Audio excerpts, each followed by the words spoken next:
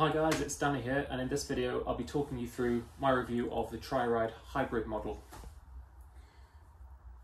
So this is one of many models on offer from Triride. They mostly do electric wheelchair attachments to help you get around where you might not be able to.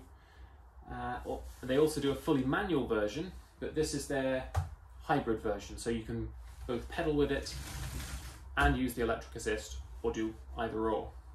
I'll do a quick top to tail and then talk through the specifications and show you a couple of videos I took out and about, and then I'll round off with my thoughts on whether it's worth it and kind of pros and cons. So at the top of the Triride here, you've got the handle which you use to kind of lift and mount it onto your chair. Coming down, you've got the LCD display which gives you the speed, the distance, the level of assist, and also whether you're using assist at all. And crucially, it tells you the battery as well. Coming down, you've got the pedals and the crank arms. These are ergonomic pedals, so they're quite comfortable in your hand. And on the right, you've got your shifters, so down and up. And this is 8-speed. Now, on the left, you've got the throttle. So when you need to get going from a standstill or to reverse, you can use that, which is a really nice feature. And then you've got two brakes. One is a disc brake and one is a rim brake, which recharges the battery whilst you're using it. Again, another really nice feature.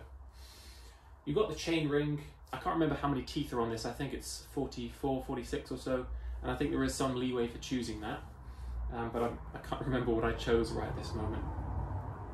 And then coming further down, you've got the battery here. This does detach just by pulling this tab upwards. I've got it jammed in there, so I'm not sure whether it will actually... There we go. So you can just pull it out if you need to charge it. This comes in two types. You can, I think, get either a 36 volt or 48 if you upgrade. Obviously, it's more costly to upgrade, but if you want to extend your distance, then it may be worth it for your use. Coming further down, you've got the actual wheel itself, where the hub motor sits. It's 250 watts. And the wheel, you can choose either a 16 or 20-inch wheel. I went for the larger wheel because of the kind of terrain that I cycle on.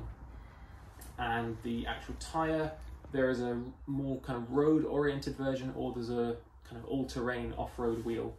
I went for the road wheel because the kind of terrain I use around here is road. No other reason than that, really. You've got the derailleur and the cassette. So as I said earlier, it's 8-speed, so you've got 8 gears to choose from when pedaling manually, and you can have assist throughout all of those. So a bit more about the specifications of this. The motor is 250 watt. There are different motors available from Triride for different models, but I think for this one, I think 250 is the only wattage available, but it's been perfectly enough for me, to be honest. The steel, the frame is stainless steel and aluminium. The quoted weight for transport from Triride is 12.5 kilograms, which, to be honest, I think is a little bit misleading, because that's without the battery, which is 3 or 4 kilograms, and without this mounting bracket here, which is maybe a bit less than 3 kilograms. So all in all, it works out to more like 17 kilograms, I think, when you're actually lifting on and off your chair, which for someone who has a high injury, such as myself, I have no abdominal control, or for someone who has limited hand function, that could make things quite tricky. More specifications. So you've got ergonomic pedals here, which are quite comfortable in the hand. They let you push and pull really nicely, and you can adjust their position if you need to. The derailleur, as I mentioned, is 8-speed. The battery is 36 volt, but again, you can upgrade it to 48 if you like. The internal electrics are from Triride, so I think if you have any issues, you have to have it dealt with in-house by them. Otherwise, you'd have to just get someone to bodge a job for you, which probably invalidates the warranty. Probably don't do that. And as I mentioned, you've got two brakes, one of which is disc and one is rim brake, which recharges the battery as you're braking. Again, a really nice feature. The USB kind of LCD display shows your 5 assistance levels, and there's 3 buttons here which I didn't mention earlier. So the green one is your cruise control, simply on or off. The black switch in the middle is your throttle, so you can use it in the forward direction. If you have it in neutral, the throttle's off, or if you have it down, then that's for reverse. And then finally, the red button on the right is for turning your e-assist on and off. So with that being said, here's a couple of clips of me using it out and about, and then I'll round off with my thoughts. So I'm just out for a test drive with the Triride. It's the first ride after having had it back from Triride, and probably one of the best things about this is that... Take a little video. I'm not filming you, don't worry.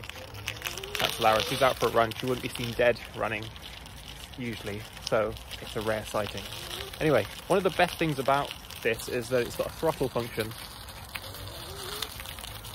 So that's great for crossings or just getting started up a hill, or if today, like me, you're feeling a bit lazy and tired and you can't be bothered to actually pedal. But you do have the choice of pedaling, should you want. And the assist can go on whilst you pedal or when you pedal, or it can just be manual, completely manual. And there's, I think, 7, maybe 8 gears on this.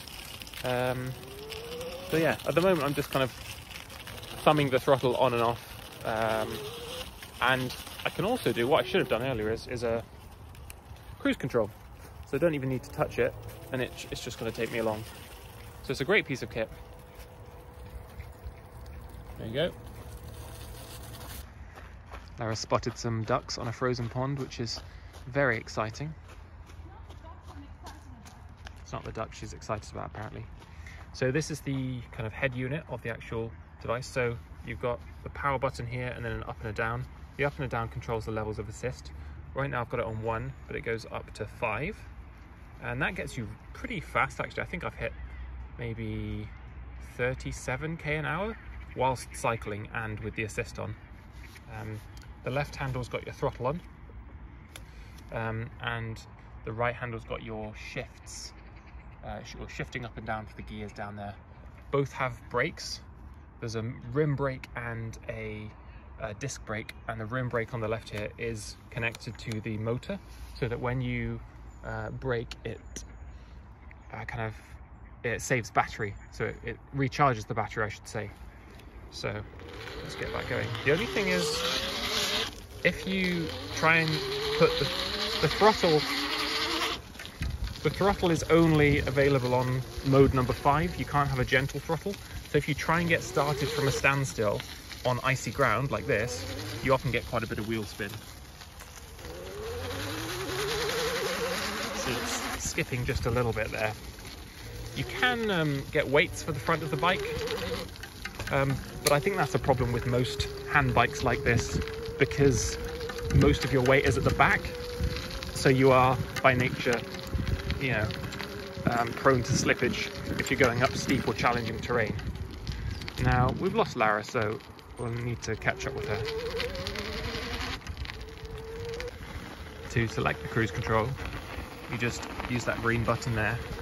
Just tap it whenever you're going along at whatever speed you want to continue at, and to come out of it you can either tap it again just to turn it off, or you can rotate the cranks, or you can use the boost function here.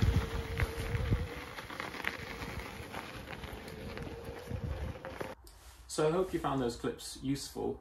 In summary, I think this is a really great piece of kit, especially for wheelchair users who do struggle to get out and about normally, whether that's the terrain or weather.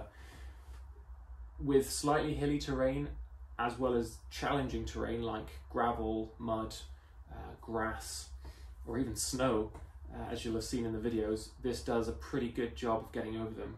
I won't lie, there is tendency for wheel spin at the front. You can get weights to hold a bit of traction there, because the majority of your weight is back in your chair. That's you and the chair.